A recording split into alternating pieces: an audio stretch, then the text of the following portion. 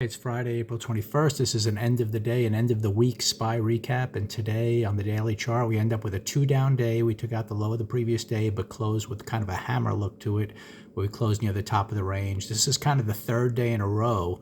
We've had two down days, taking out the low of the previous day, but closing near the high. In this case, there's a green bar. Took out the low.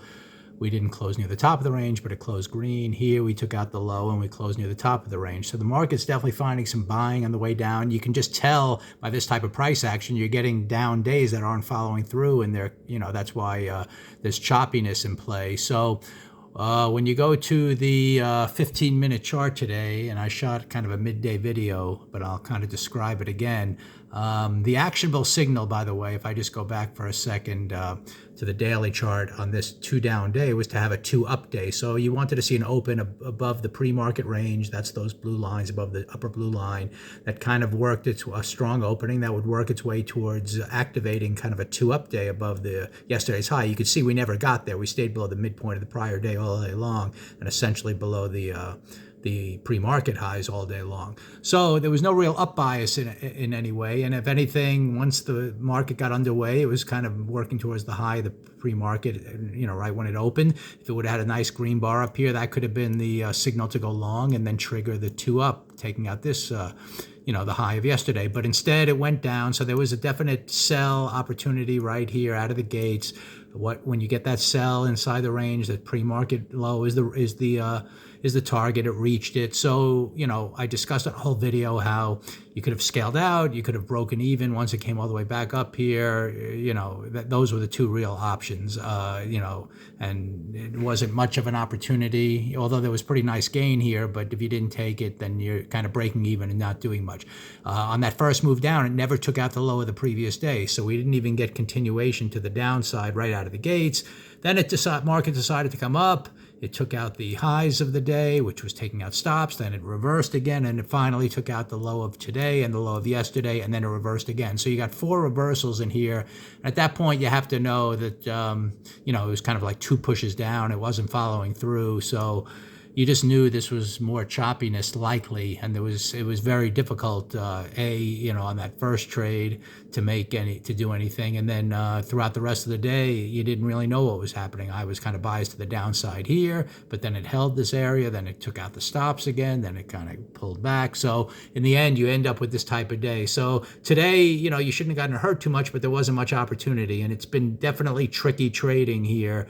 Although there are some good moves early on in most of these days to do well if that's part of your game plan. So anyway, if we look at the charts now, the bigger picture, we come with 1 week to go in the month. This is now kind of a red doji week, so we can definitely get a pullback week happening. We'll see starting the week. Do we start down, take out the low of that week, and then target down here? There's some fair value gaps in play here if we want to have a deep pullback.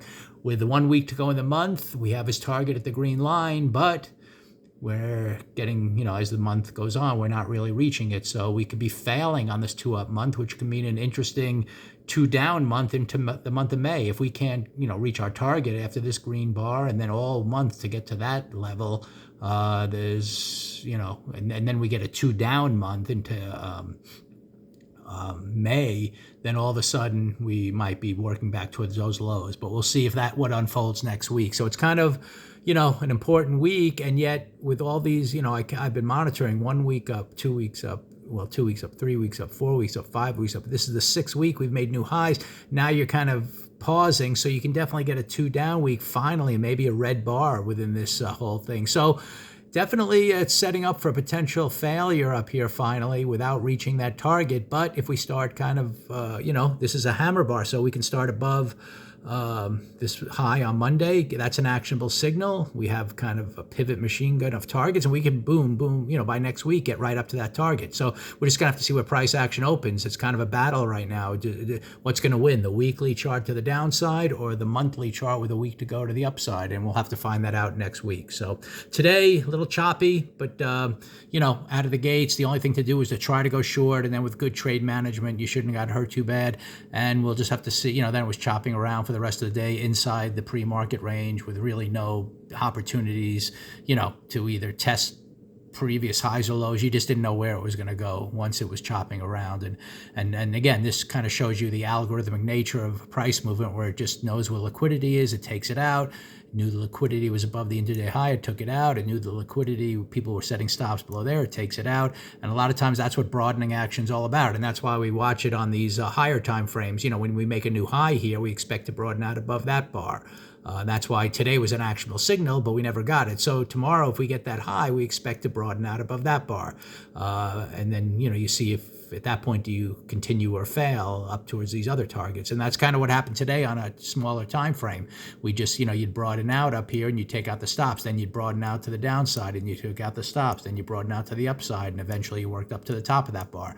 So on this, shorter time frame, you were doing what the market typically, and that's why we try to take all the time frames together and look for opportunities where everything's in sync. So, we'll see tomorrow, the weekly chart. This is, if that heads down, then we're going to look for that target and we'll go from there. So anyway, we'll just have to see how the week starts next week. Again, it's a battle. Do we immediately start up and work towards that green line monthly target, or is this going to be a failure where we start down on the week and then kind of start towards the bottom of this range, the yellow line, and maybe even lower?